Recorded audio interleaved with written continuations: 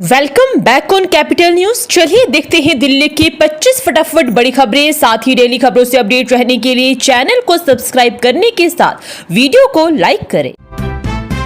पर्यटकों को दिल्ली के सैर कराएंगे भारत टैक्सी के ड्राइवर। टूरिस्ट पर मेहरबान रेखा सरकार। दिल्ली देश का पहला राज्य बन गई है जिसने सहकारी मोबिलिटी प्लेटफॉर्म भारत टैक्सी के साथ औपचारिक साझेदारी की है। केंद्रीय सहकारिता मंत्री अमित शाह ने गुरुवार को ही औपचारिक रूप से भारत टैक्सी सेवा लॉन्च की थी, जिसके बाद शुक्रवार को मुख्यमंत्री रेखा गुप्ता की मौजूदगी में दिल्ली पर्यटन एवं परिवहन विकास निगम ने भारत टैक्सी की सहकारी इकाई सहकार टैक्सी कोऑपरेटिव लिमिटेड के साथ एमओयू पर साइन की।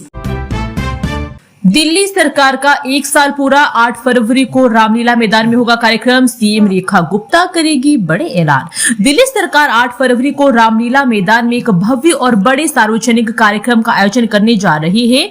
इस कार्यक्रम में मुख्यमंत्री रेखा गुप्ता, पूरी कैबिनेट और सरकार के वरिष्ठ नेता मौजूद रहेंगे, जबकि मुख्य अतिथि के तौर पर बीजेपी के राष्ट्रीय अध्यक्ष नितिन नवीन शामिल होंगे। यह कार्यक्रम राजधानी दिल्ली विधानसभा चुनाव 2025 में बीजेपी की जीत के 1 साल पूरे होने के उपलक्ष्य में और आगामी योजनाओं को जनता के सामने रखने के उद्देश्य से आयोजित किया जा रहा है।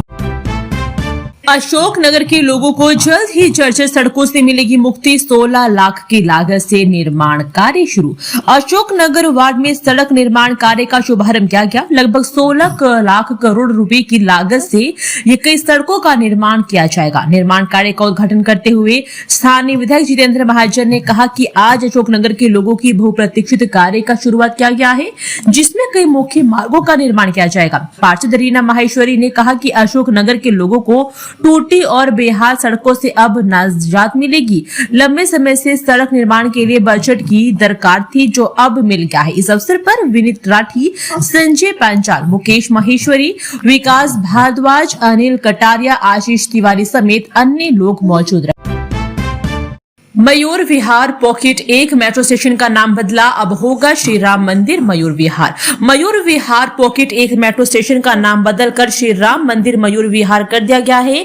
डीएमआरसी ने यह बदलाव स्थानीय निवासियों और श्री सनातन धर्म सभा की लंबे समय से चली आ रही मांग पर किया है।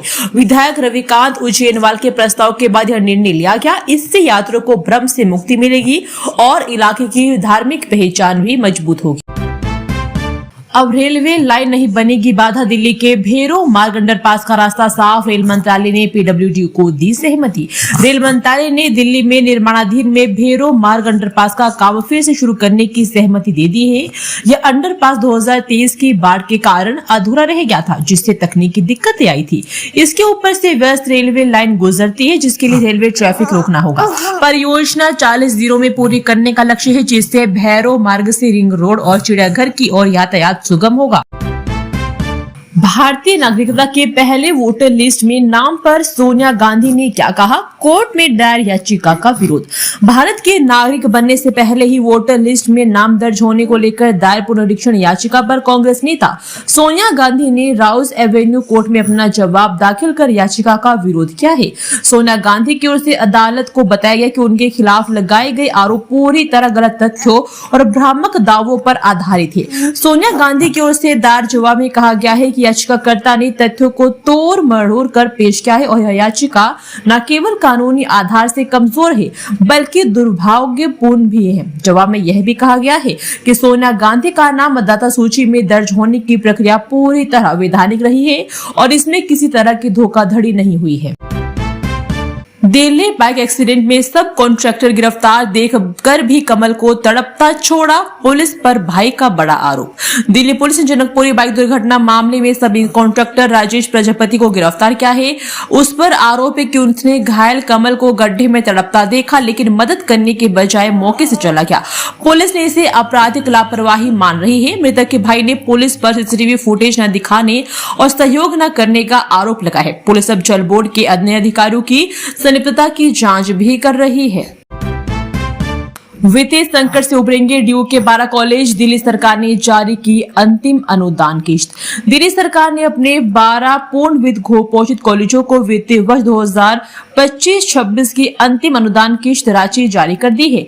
इससे दिल्ली विश्वविद्यालय से संबंधित इन कॉलेजों में शिक्षकों और कर्मचारियों की वेतन, मेडिकल बिलों सहित अन्य लंबित भुगतान का निपटारा हो सकेगा। यह राशि कॉलेजों के रखरखाव और शैक्षणिक गतिविधियों को सुचारू रूप से चलाने में भी मदद करेगी, जिससे वित्तीय संकट दूर हो। अमीरा फूड्स के चेयरमैन और निदेशक भगोड़ा घोषित। कोर्ट ने 123.85 करोड़ की संपत्तियां जब्त करने का दिया आदेश। राउस एवेन्यू कोर्ट ने अमीरा प्योर फूड्स के चेयरमैन करण ए चन्ना और निदेशक अनीता डाइंग को भगोड़ा आर्थिक अपराधी घोषित किया है। ईडी की अर्जी पर कोर्ट ने उनके 123.85 करोड़ की संपत्तियां जब्त करने का आदेश दिया है। उन पर बैंकों से लिए गए 1,201.85 करोड़ के कर्ज का दुरुपयोग करने का आरोप है, जिससे कैनरा बैंक के नेतृत्व वाले कंसोर्टियम को नुकसान हुआ है। कंपनी 2017 में एनपीए हो गई थी। दोनों आरोपी भारत से बाहर। एआई समिट से पहले लुटियंस दिल्ली के सौंदर्यीकरण में जुटी एनडीएमसी काली सड़कों पर 5000 सजावटी गमले व विशेष लाइटिंग की तैयारी। राष्ट्रीय राजधानी दिल्ली में 16 से 20 फरवरी तक होने वाले अंतर्राष्ट्रीय एआई समिट के लिए एनडीएमसी ने तैयारियां शुरू कर दी है। एनडीएमसी ने 41 प्रमुख सड़कों पर विशेष नजर रखकर कार्य शुरू किया है, जहां एयरपोर्ट से लुटियंस दिल्ली के आने वाले मार्ग पर सुंदरीकरण होगा। साथ ही सरदार पटेल मार्ग पर सजावटी पौधे भी नजर आएंगे। G20 शिखर सम्मेलन की तर्ज पर सजावटी फूलों वाले पौधे होंगे, वहीं हरित क्षेत्र को आकर्षित करने वाले पौधे भी होंगे। पेड़ों पर भी सजावटी लाइट लुटियंस दिल्ली को खास बनाएगी। दिल्ली में प्राइवेट बसों पर ट्रैफिक पुलिस का शिकंजा, चालानों और जब्ती में भारी बढ़ोतरी। दिल्ली में सेंट्रल रेंज ट्रैफिक पुलिस ने प्राइवेट बसों के खिलाफ बड़ी कार्रवाई की है। 2024 की तुलना में 2025 में चालानों में 81% और बसों की जब्ती में 147% की बढ़ोतरी हुई है। ओवरलोडिंग के मामलों में 1241% की रिकॉर्डिंग वृद्धि दर्ज की गई। यह अभियान अवैध संचालन, ओवर क्राउडिंग और यात्री सुरक्षा सुनिश्चित करने के लिए जीरो टॉलरेंस नीति के तहत चलाया जा रहा है। सार्वजनिक परिवहन के एकीकरण को लेकर डुमटा विधेयक पर काम शुरू। दिल्ली का कायाकल्प करने की है तैयारी। दिल्ली सरकार ने सार्वजनिक परिवहन को एकीकृत करने के लिए Delhi unified metropolitan transport authority विधेयक का मसौदा तैयार करना शुरू कर दिया है। इसका उद्देश्य दिल्ली की खंडित परिवहन व्यवस्था को सुसंगत बनाना और एक आधुनिक, कुशल, जन केंद्रित प्रणाली विकसित करना है। मुख्य सचिव की अध्यक्षता में कुछ स्तरीय टास्क फोर्स का गठन किया गया है, जो इस विधेयक को समयबद्ध तरीके से तैयार करेगी। खूंखार कुत्तों के पहरे में बंधक रखी जाती थी लड़कियां। द्वारका में वेश्यावृत्ति रैकेट का भांडाफोड़। दिल्ली पुलिस ने द्वारका इलाके में एक संगठित वेश्यावृत्ति रैकेट का भांडाफोड़ किया है। डाबरी पुलिस स्टेशन ने एक एनजीओ की मदद से 11 लड़कियों को इस दलदल से बचा। इसमें 5 नाबालिग लड़कियां थी, जिन्हें अलमारी जैसी तंग जगहों पर छिपाकर रखा गया था। यह पूरा operation association for volunteer action नाम के एक एनजीओ से मिली सूचना के आधार पर किया गया है। जानकारी की पुष्टि करने के लिए डाबरी पुलिस स्टेशन के एसएचओ की लीडरशिप में एक पुलिस अधिकारी को नकली ग्राहक बनाकर संदिग्ध घर में भेजा गया। जैसे ही वेश्यावृत्ति की पुष्टि हुई, पुलिस टीम ने तुरंत उस जगह पर छापा मारा। मौके से 8 ग्राहक और 2 ऑपरेटर सहित कुल 10 लोगों को गिरफ्तार किया गया। सागर धनखड़ हत्याकांड में पहलवान सुशील कुमार की जमानत याचिका खारिज। गवाहों को प्रभावित करने की जताई आशंका। लगभग 5 साल पहले छत्रसाल स्टेडियम में हुई पूर्व जूनियर नेशनल रेसलिंग चैंपियनशिप सागर धनखड़ की हत्या के मामले में अंतर्राष्ट्रीय पहलवान सुशील कुमार की जमानत याचिका रोहिणी कोर्ट ने खारिज कर दी है। सुशील कुमार को पिछले साल मार्च महीने में दिल्ली हाई कोर्ट ने नियमित जमानत दी गई थी। 5 महीने बाद 13 अगस्त 2025 को सुप्रीम कोर्ट ने जमानत खारिज कर दी थी। कोर्ट ने यह कहते हुए जमानत देने से इनकार कर दिया कि आरोपित गवाहों को प्रभावित कर सकता है। इस संभावना को नकारा नहीं जा सकता। सावधान, डेटिंग ऐप के जरिए हसीनाओं के प्रेम जाल में फंसकर क्लबों में पीटने के साथ लूट रहे हैं युवा। यमुना पार में डेटिंग ऐप के जरिए काम करने वाले गैंग का आतंक पारंपरिक गैंगस्टरों से भी ज्यादा है। यह महिलाएं ऐप्स पर नौजवानों को अपने जाल में फंसाती है, उन्हें क्लब और बार में बुलाती है और जहां उन्हें लूटा जाता है और बुरी तरह से पीटा भी जाता है। यह गैंग शाहदरा जिले में आतंक फैला रहा है। क्रॉस रिवर मॉल और आनंद विहार के कई क्लबों में हनी ट्रैप के जरिए उगाही का धंधा फल फूल रहा है। ये बाहर उगाही के अड्डे बन गए हैं। ये गैंग संगठित तरीके से अपना काम कर रहा है। पिछले 2 महीने में यमुना पार में से करीब 10 मामले सामने आए हैं। आरोपी की इस गैंग का नेटवर्क जनप्रतिनिधियों से लेकर पुलिस अधिकारियों तक फैला हुआ है। यही वजह है कि उनके खिलाफ कोई कार्रवाई नहीं हो रही है। गाजियाबाद में स्कॉर्पियो से 3 देसी पिस्तौलें बरामद, बीजेपी नेता के बेटे सहित 5 गिरफ्तार। क्राइम ब्रांच ने वेब सिटी इलाके में एक स्कॉर्पियो कार में जा रहे 3 युवकों को पकड़ा है। आरोपियों के पास से 3 देसी पिस्तौल बरामद हुई है। पुलिस का कहना है कि कार में सवार एक युवक ने खुद को बीजेपी नेता का बेटा बताया। पूछताछ के दौरान पुलिस को पता चला कि आरोपियों ने पिस्तौलें 2 अन्य युवकों से खरीदी थी। पुलिस कार में सवार 3 युवकों को हथियार बेचने वाले 2 अन्य युवकों के खिलाफ मामला दर्ज किया है। एससीपी वेब सिटी प्रियशी पाल के अनुसार शुक्रवार रात को पुलिस वेब सिटी इलाके में इकला गांव के पास चेकिंग कर रही थी। इसी दौरान 3 युवकों को ले जा रही स्कॉर्पियो कार की जांच करने पर उनके पास से 3 देसी पिस्तौल बरामद हुई है। मंगोलपुरी में मोमोज चाप फैक्ट्री पर नगर निगम की टीम का छापा, गंदगी और अनियमितता पर 5 का कटा चालान। मंगोलपुरी में नगर निगम की स्वच्छता शाखा ने आवासीय क्षेत्र में चल रही मोमोज और चाप की 5 फैक्ट्रियों पर छापा मारा। छापे के दौरान साफ सफाई की भारी कमी, कर्मचारियों द्वारा ग्लव्स व हेड कवर न पहनने जैसी कई अनियमितताएं पाई गई। अस्वच्छ माहौल में खाद्य पदार्थ बनने से लोगों के स्वास्थ्य को खतरा है। निगम ने गंदगी फैलाने पर चालान किया, लेकिन स्वास्थ्य विभाग की अनुपस्थिति में सैंपलिंग नहीं हो पाई। दोष सिद्ध हुआ फिर भी जेल नहीं भेजा गया आरोपित, क्यों?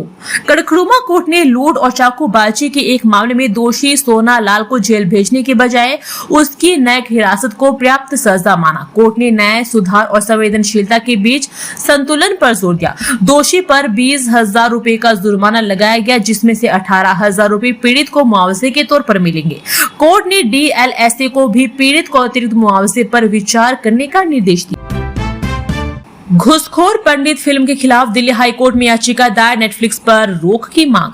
फिल्म घुसखोर पंडित के खिलाफ दिल्ली हाईकोर्ट में याचिका दायर कर अंतरिम आदेश पारित करने की मांग की गई है। अधिवक्ता विनीत जिंदल ने याचिका दायर कर कहा कि फिल्म का टाइटल और प्रमोशनल मटेरियल पंडित शब्द को जानबूझकर भ्रष्टाचार और रिश्वतखोरी से जोड़ता है। उन्होंने नेटफ्लिक्स पर फिल्म के प्रसारण पर रोक लगाने की मांग की है। उन्होंने नेटफ्लिक्स पर जारी की गई फिल्म की सामग्री पर आपत्ति जताई।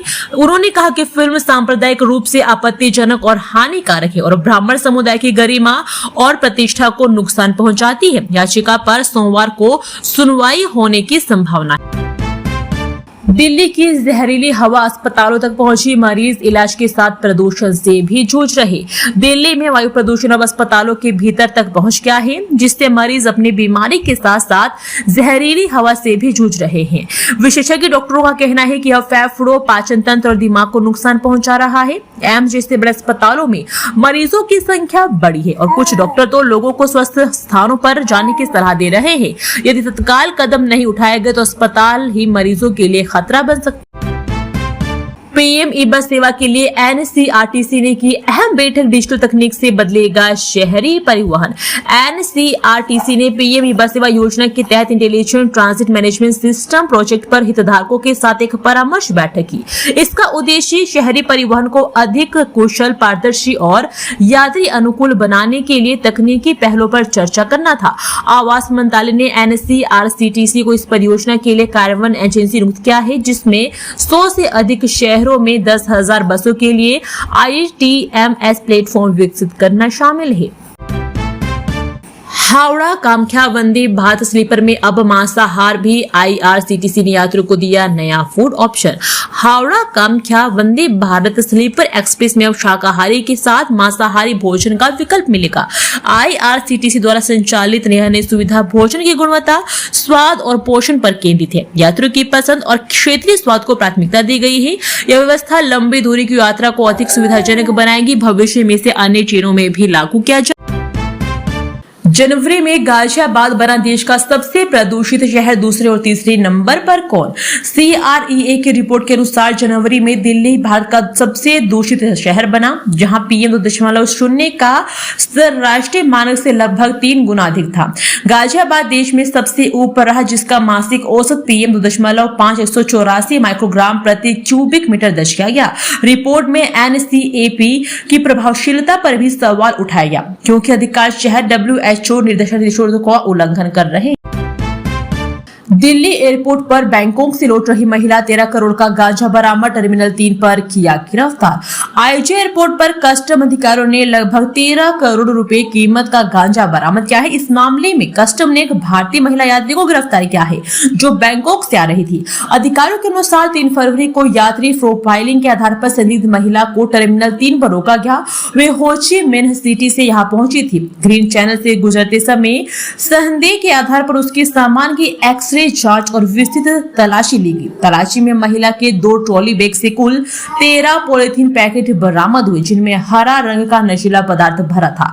ये पदार्थ गांजा पाया गया। कुल शुद्ध वजन 12.92 किलोग्राम निकला। अंतर्राष्ट्रीय बाजार में इसकी अनुमानित कीमत लगभग 12.93 करोड़ रुपए कस्टम अधिकारियों ने आंकी।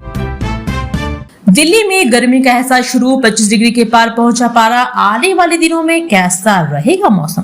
दिल्ली में मौसम बदलने के साथ ही तापमान बढ़ने लगा है। शुक्रवार को अधिकतम तापमान 24.8 डिग्री सेल्सियस दर्ज किया गया। शहर में गर्मी का एहसास होने लगा है। हालांकि हवा की गुणवत्ता खराब श्रेणी में रही।